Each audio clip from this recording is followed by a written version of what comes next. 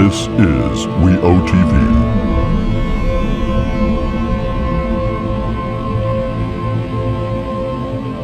We're Eyeing Our World Television Network.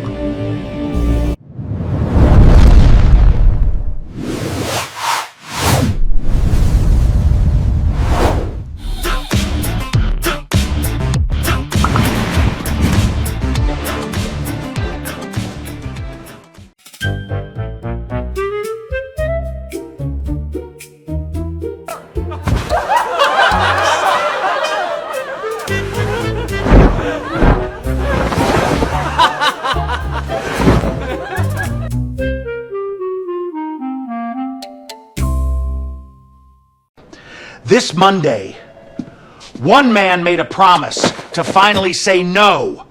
Unfortunately, the universe heard him. From the people who brought you stress eating comes a story of impossible odds. He never stood a chance.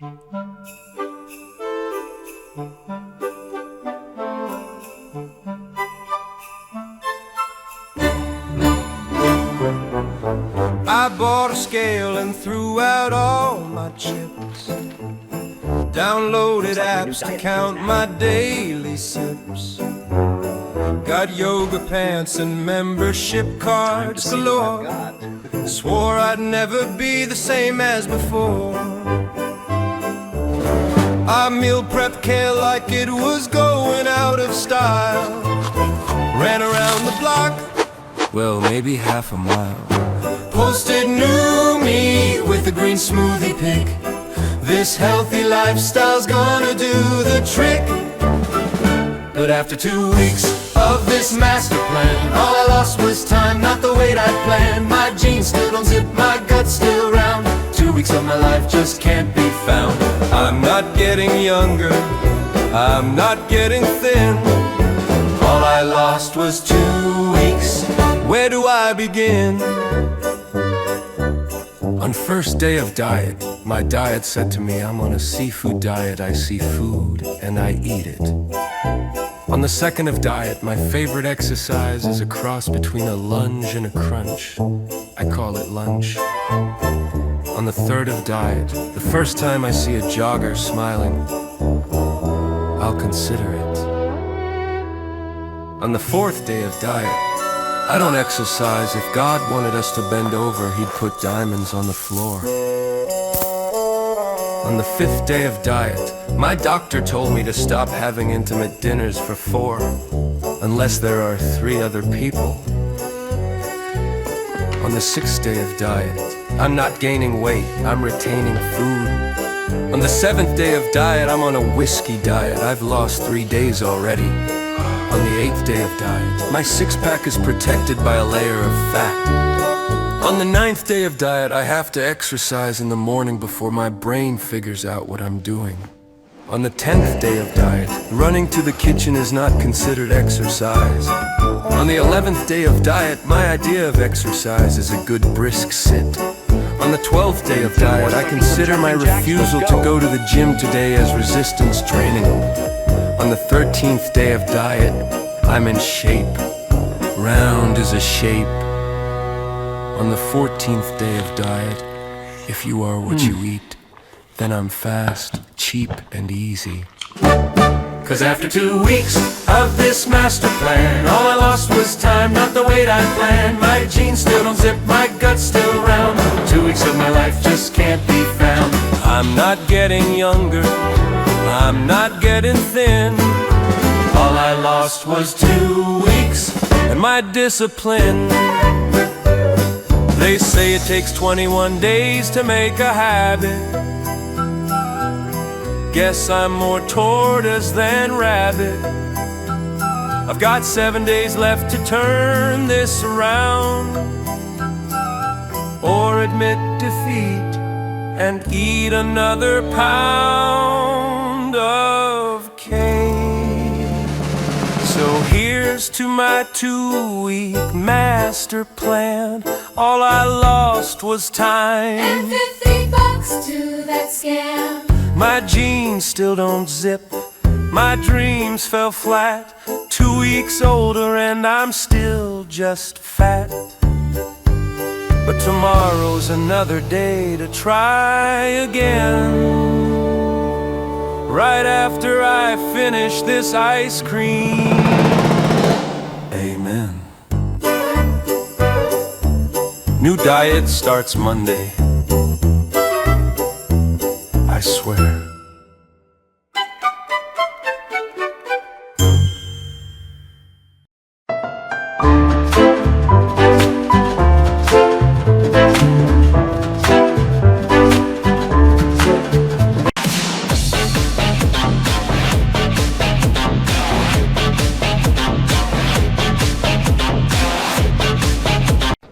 This Monday, one man made a promise to finally say no.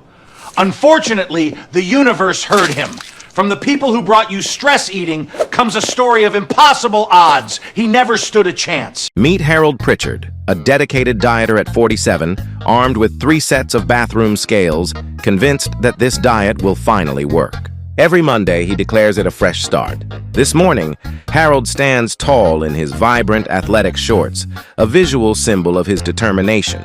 Right. No more nonsense, he proclaims, clutching a green smoothie that, though it resembles pond water, he insists tastes like a lawn clipping dissolved in regret. From across the kitchen, his wife Denise peeks over her coffee mug, having witnessed this routine before. "That's nice, love. Want the last croissant before your new life begins?" Harold's gaze fixes on the decadent pastry, its buttery allure almost hypnotic. "No," he declares with conviction. "I am no longer a man ruled by pastry." A weighted silence hangs as he adds, "But you could cut me just a tiny piece, just to say goodbye." And with that, the cycle of diet continues. In the busy world of dieting, Harold had his unique philosophy. Say goodbye to food as though it were heading off to battle. Each day began with somber farewell bites. "Goodbye to biscuits," he'd whisper. "Goodbye to cheese, and even farewell to chips." He bid adieu to the secret emergency chocolate bar above the refrigerator, though truth be told, everyone already knew about it. By lunchtime, his lunch plate showcased 2 boiled eggs and a sad, unsauced salad, paired with an overwhelming level of self-pity that could have easily earned him a medal. At the office, things took a darker turn. With birthdays around every corner, his colleagues seemed intent on dismantling his resolve. Just that morning, Janet from accounts carried in a Victoria sponge the size of a spare tire, radiating sweetness.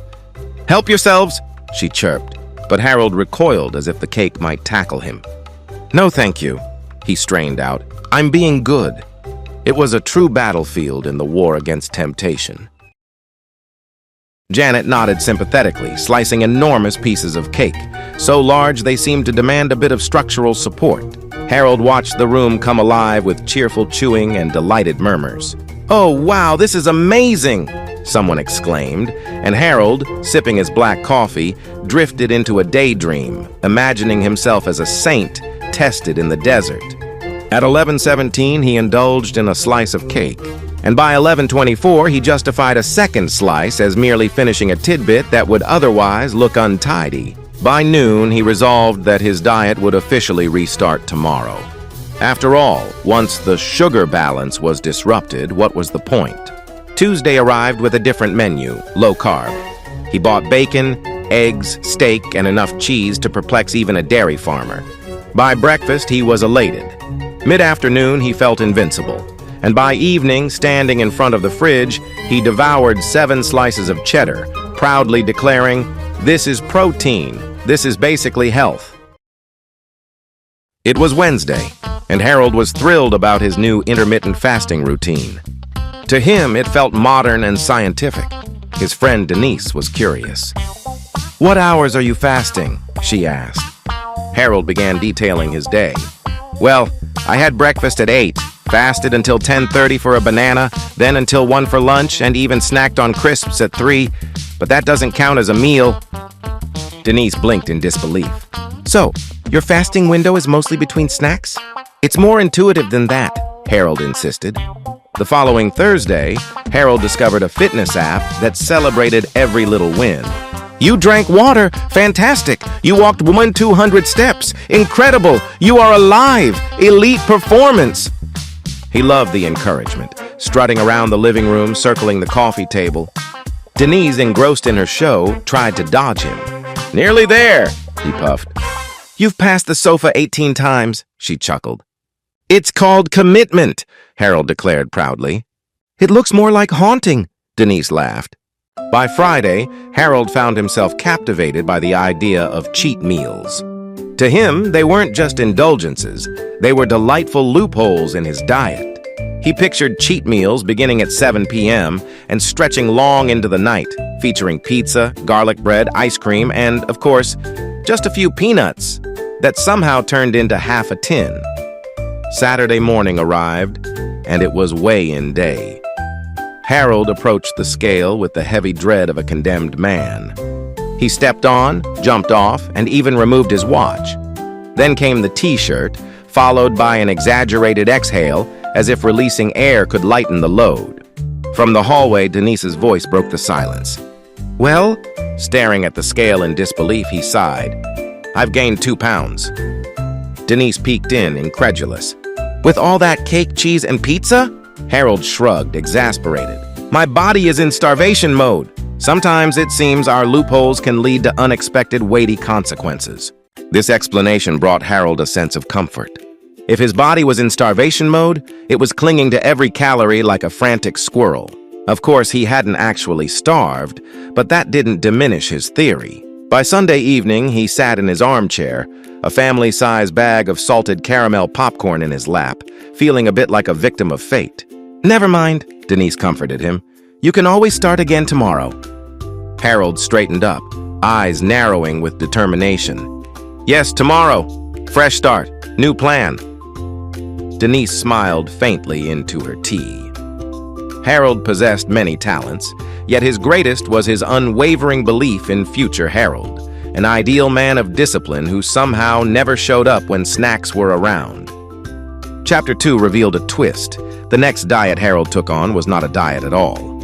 "It's a lifestyle change," he declared with a sense of superiority, having just embraced the wonders of chia seeds. This wasn't Harold's first trip down the gym membership rabbit hole. Like a man diving into fleeting romances, he hoped for transformation. Core Forge Athletic Collective, with its intimidating name, felt oddly aggressive, but Harold pressed on. The receptionist, all ab muscles and sunshine, greeted him with a chirpy, "Welcome, Harold. What are your goals?" He almost joked about overcoming his bakery whispers, but opted for the safer path. "Weight loss, general fitness," he replied. "Fantastic, we also have a smoothie bar," she beamed. Curiosity piqued. Harold discovered drinks named Lean Green Machine and Berry Burn Blast, each promising health but drenching him in kale and protein powder. After his introductory treadmill session, he took a cautious sip of his smoothie, only to realize it tasted suspiciously like a liquefied lawn.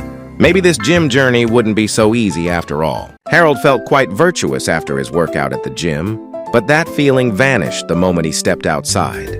Right next door, a new gourmet cookie shop was luring him in with the irresistible aroma of freshly baked treats. The scent of butter and sugar hung thick in the air, almost tangible.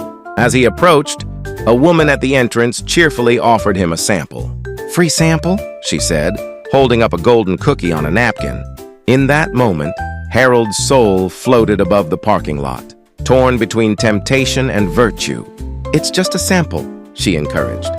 As if that harmless phrase had magic, he accepted one. Then, refusing to seem rude, he ended up buying 6. Later at the office, he stumbled into a lavish luncheon meant for all, with an abundance of sandwiches, pasta salads, and quiches towering high. Harold gasped as he spotted 3 kinds of pie. "Who ordered pie for lunch?" he whispered in disbelief. "Management," Doris replied, shaking her head. "Management has no vision," he muttered, knowing his diet was doomed. On the 3rd evening, Harold felt a surge of determination. "I think I'm getting the hang of this," he declared proudly.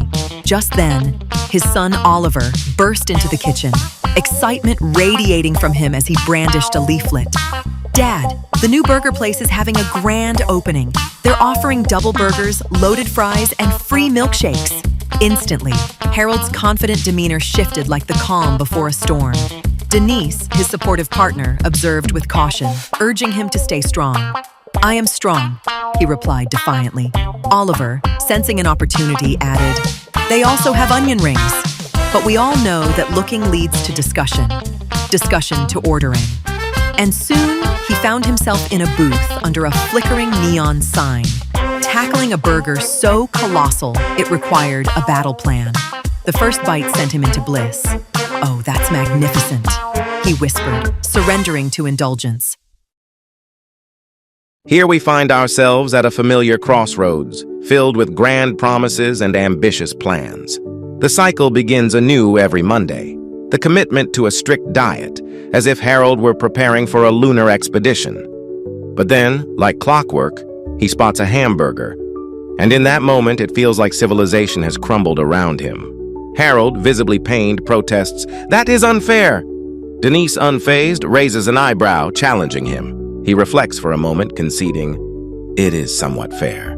Gazing down at his breakfast, then out the window, he realizes the truth with a somber grace, setting down his spoon. "I don't have the discipline," he admits.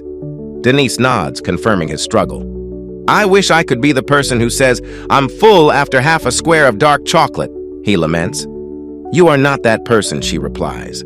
With a resigned sigh, he concludes, "I'm just going to be fat then." And in that moment, he embraces the reality of who he is. Somehow, Harold seemed genuinely happier after this moment. Gone were the days of strict diets, odd powders, and obsessive scale checking. He embraced his middle-aged self, snacks and all, even letting minor indulgences spiral into a weekend of pie. Was he thinner?